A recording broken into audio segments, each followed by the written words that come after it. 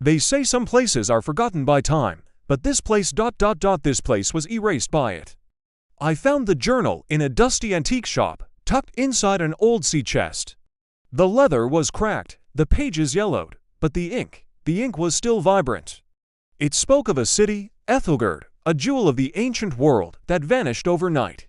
Not conquered, not abandoned, just gone.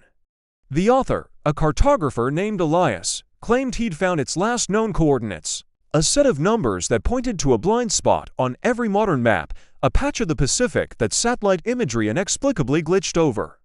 Most people would call it a hoax. I booked a flight. The coordinates led me to a remote, storm-battered island chain.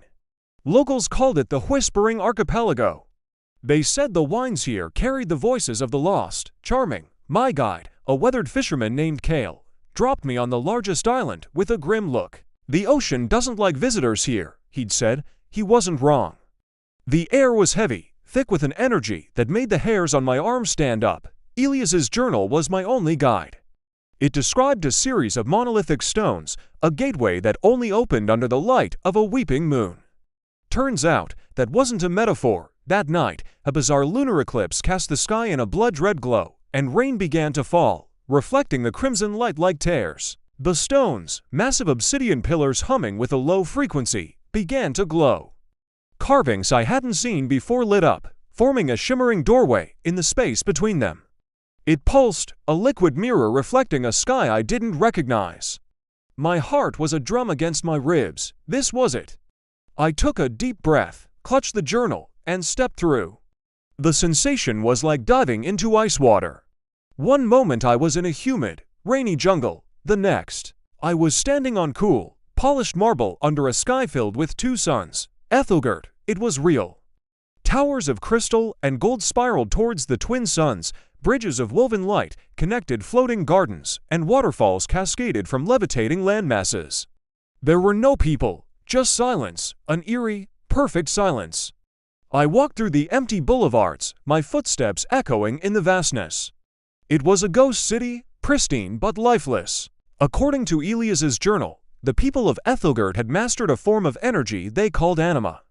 It powered everything, from the lights to the floating islands. He believed they'd attempted a grand experiment to ascend, to move their entire civilization to a higher plane of existence. The journal ended there, the last page stained with something dark, the final words frantic. The anima is not a tool, it is a hunger. As I stood in the central plaza, beneath a colossal, floating crystal, I felt it. A low hum that resonated not in my ears, but in my bones. The city wasn't empty, it was waiting. Suddenly, the ground trembled. The great crystal above me pulsed with a dark, violet light. Tendrils of energy snaked down, coalescing on the plaza floor. They weren't forming a structure, they were forming a creature. A being of pure, raw anima, its form shifting, chaotic, a vortex of shadow and light. It turned its gnawing face towards me, and I felt a wave of psychic pressure, a voice in my mind that wasn't a voice. It was a chorus of a million whispers, the lost souls of Ethelgerd, all screaming at once. They hadn't ascended, they'd been consumed. I ran. Down alleys of shimmering glass, over bridges of pure energy, the anima entity hot on my heels. It didn't chase me physically, it just now appeared. In front of me, behind me, all around me. I scrambled into a library, the walls lined with scrolls that shimmered with stored knowledge. I needed an escape. Elias's journal fell open to a diagram I'd overlooked, a failsafe. It was a sequence, a specific series of symbols on a control days in the city's power nexus that could sever the connection between this dimension and my own. It was a one-way trip. Using it would trap me here, but it would also stop this hunger from ever finding its way to Earth. The anima beast smashed through the library wall, its form growing larger, more unstable. I had to make a choice, save myself or save my world. I sprinted towards the city's core, the Nexus, a building that looked like a captured star. The entity was everywhere now, the city itself turning against me. Marble turned to a grasping mire, walls shifted to block my path. I dodged, I weaved, I barely made it inside the Nexus. The control days was there, just like the diagram. The anima entity poured into the chamber, a tsunami of screaming energy. My hands flew across the console, pressing the symbols from Elias's journal. Each one I touched flared with brilliant light, pushing the entity back, but only for a second. The whispers in my head were a deafening roar. I slammed my hand down on the final symbol, a blinding flash of white light. Then, silence. The entity was gone. The city was still. But the portal, my way home, had vanished. I was alone, trapped in a silent, golden cage. For days, I explored, subsisting on the strange, glowing fruits in the floating gardens. The twin suns never set, casting the city in perpetual daylight. There was no night, no sleep, just a constant, unnerving awareness. One day, while exploring the outer spires, I found something. A hidden chamber, one not mentioned in the journal. Inside was another daze, smaller, more ancient. It had a single, pulsating crystal in its center. As I moved closer, it flared to life. Not with the dark energy of the anima, but with something else, something different.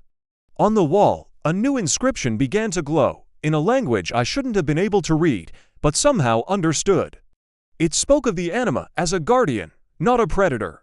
It said the people of Ethelgerd hadn't been consumed. They had merged with it, becoming something new. They hadn't failed to ascend, they had succeeded, but not in the way Elias had imagined. And the failsafe I activated, it didn't just sever the connection to my world. It initiated a reset, a countdown. A low, resonant chime echoed through the city. One of the twin suns began to dim, its light slowly fading. A timer had started.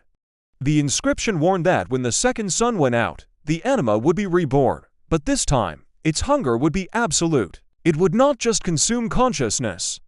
It would consume reality itself, starting with this pocket dimension, and then, tearing its way through two others.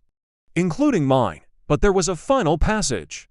It spoke of a pilot, someone from another world, an anchor of singular consciousness, who could bond with the dormant anima, guide its rebirth, and master its power instead of being consumed by it. The smaller days wasn't a machine, it was a chair, a throne. I looked from the throne to the dimming sun. The whispers were returning, not as a scream, but as a faint, beckoning hum. Was this a trap, another layer of the city's deadly design? Or was it a genuine choice? Become a god or watch my own world be unmade. I could feel the anima waking up, stirring in the foundations of the city, drawn to me, the only living thing here. It was no longer a monster, it felt like potential. Infinite, terrifying potential. The first sun winked out, plunging half the city into a strange, silver twilight. The second sun began to flicker. The journal of Elias lay on the floor, a relic of a world I might never see again. The city held its breath,